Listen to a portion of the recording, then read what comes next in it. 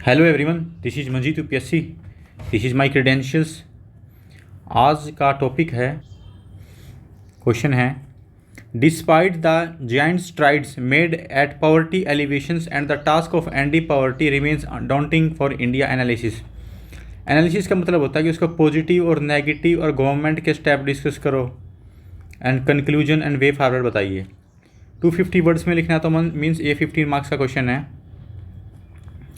तो इसमें सबसे पहले हमें कीवर्ड्स के बारे में पता होना चाहिए कि इसमें कीवर्ड्स क्या हैं।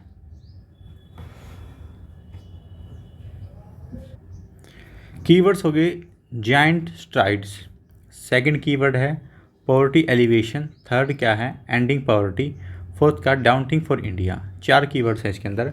इसको कैसे स्ट्रक्चर करेंगे? सबसे पहले इंट्रोडक्शन लिखेंगे। इंट्रोडक्शन कितनी लाइन की होगी? 2 to 15 मार्क्स का है तो 3 to 5 lines with example, data या फैक्ट्स के साथ। सेकंड होता है बॉडी। बॉडी में क्या लिखेंगे हम? सबसे पहले इसमें जो हैं प्रॉब्लम्स बता देंगे या करंट सिनेरियो, उसमें measures need to be taken, क्या क्या मेजर्स लेने चाहिए और गवर्नमेंट के क्या क्या स्टेप हैं। फिर वे फॉरवर्ड, देन कंक्लूजन, उसके बाद कंक्लूजन, ये बनेगा। और हमें हर डायमेंशन के विड्थ के साथ साथ डेप्थ के ऊपर भी फोकस करना है। विड्थ का मतलब क्या है? मल्टीपल डायमेंशन फोकस करनी है। डेप्थ का मतलब कीवर्ड के साथ इनपुट आउटपुट रेशियो होनी चाहिए। हमें कम वर्ड्स के अंदर हमारी बात को कन्वे करना है, तो ये ऐसे इसका फ्रेमवर्क बनेगा। तो हम इंट्रोडक्शन कैसे लिखेंगे? According to some data facts according to World Bank. हमें अपनी कुछ डेफिनेशन नहीं देनी है, हमें किसी रिपोर्ट को ऑथेंटिकेशन के साथ दिखाना कि वर्ल्ड बैंक ये बोलता है, WB, तो लगता है कि इंटरनेशनल बॉडी कुछ कह रही है तो ये फैक्ट ही होगा। तो पॉवर्टी के बारे में वर्ल्ड बैंक क्या बोलता है? It include the low incomes, मतलब उनकी इनकम बहुत कम है, और inability to acquire the basic goods and services necessary for survival with the dignity. मतलब जो डेली के होता है ना, जैसे हिंदी में पढ़ा हुआ है रोटी कपड़ा और मकान, उन चीज़ों को बियर करने में उनके लिए काफ़ी मुशक्क़त करनी पड़ती है, काफ़ी प्रॉब्लम होती है। तो उसको बोलेंगे कि वो बिलो पावर्टी लाइन में, जैसे इंडिया में मेजर किया जाता है पॉवर्टी लाइन को below poverty line. Below means उसे एक लाइन है, उसे नीचे आ जाए तो बिलो पावर्टी लाइन, गरीबी रेखा से नीचे। तो poverty also encompasses low level of health and education, जिसके पास हेल्थ और एजुकेशन का कोई एक्सेस ना हो या हो तो लो क्वालिटी का हो।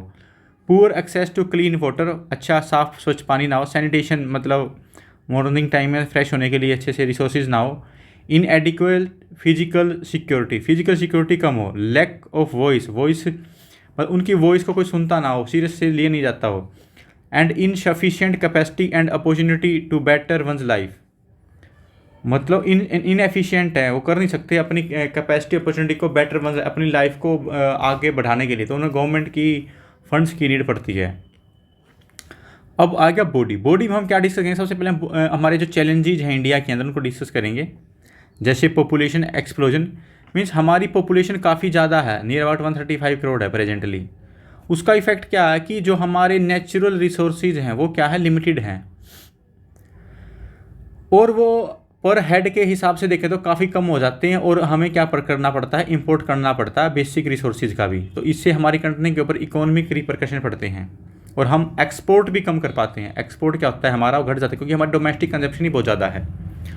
लो एग्रीकल्चर प्रोडक्टिविटी पर एकड़ तो हिसाब से तो ठीक है, बट पर हेड के हिसाब से ना जो इंटेंस हंगर है वो काफ़ी ज़्यादा है।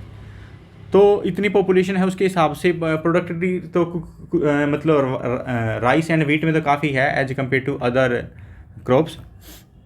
नेक्स्ट क्या है? इनएफिशिएंट रिसोर्सेज यूटिलाइजेशन, जो रिसोर्सेज का यूटिलाइजेशन कम है, मतलब रिड्यूस, रीयूज़ एंड रिसाइकल। ये जो 3 चीज़ें होती हैं ना, इनके ऊपर काफ़ी फोकस नहीं किया जाता, और हम चीज़ों का ऐसे ही फेंक देते हैं, इनका अच्छे से यूटिलाइज नहीं किया जाता। लो रेट ऑफ इकोनॉमिक डेवलपमेंट भी काफ़ी कम है।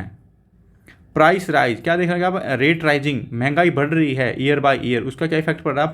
पुअर पर्सन है उनके ऊपर काफ़ी ज़्यादा इंटेंस प्रेशर पड़ रहा है इन चीज़ों का। देन अनएम्प्लॉयमेंट, हरियाणा में सबसे ज़्यादा है अनएम्प्लॉयमेंट। गवर्नमेंट के डाटा के अनुसार 36.5, बट ये मोर देन 50% है। अनएम्प्लॉयमेंट क्यों बढ़ रही है? कि जो हमारी स्किल्स है वो रिलीवेंट नहीं है प्रेजेंट की डिमांड के हिसाब से। तो हमें अच्छी स्किल देनी चाहिए ड्यूरिंग बीटेक लगा लो या फिर पॉलीटेक्निक या फिर आईटीआई के इंस्टीट्यूशंस में। हमें 6 स्टैंडर्ड से ही स्किल्स को प्रमोट करना चाहिए rather than focus on useless subject. अब हम डिस्कस करेंगे अचीवमेंट्स क्या क्या हमने प्राप्त किए हैं, क्या क्या अचीव कर चुके हैं। सबसे पहले क्या हमने जो डिक्लाइन इन एक्सट्रीम पॉवर्टी वो घटी है, 3 पॉइंट्स घट गई है एज कम्पेयर टू 2011 लेवल, क्योंकि 2011 में थी 22.5%, अब कितनी रह गई है 10.2% 2019 में। देखो डेटा ये है किसी रिपोर्ट से लिया गया है, बट ये एक्चुअली में और भी ज़्यादा नेगेटिव डेटा हो सकता है, क्योंकि sharper decline in rural area में तो घट रही है पॉवर्टी, बट अर्बन एरिया में नहीं घट रही है। रूरल वर्सेस अर्बन पॉवर्टी में क्या डिफरेंस है, जो हाइयर है ना पॉवर्टी वो किस में है, रूरल एरियाज़ में, as compared to urban areas में। अर्बन एरियाज़ में ये है कि लोगों के पास कुछ ना कुछ काम मिल जाता है करने के लिए, बट रूरल एरिया में गांधी जी का एक मॉडल था कॉटेज इंडस्ट्रीज, वो लागू नहीं है इतने से। गांधी सोचते थे कि कॉटेज इंडस्ट्री जब तक रूरल लेवल पे कोई इंडस्ट्रीज नहीं आएंगी तब तक गाँव का डेवलपमेंट होना काफ़ी मुश्किल है, तो इसलिए हमें कॉटेज इंडस्ट्री की तरफ काफ़ी ध्यान देना चाहिए।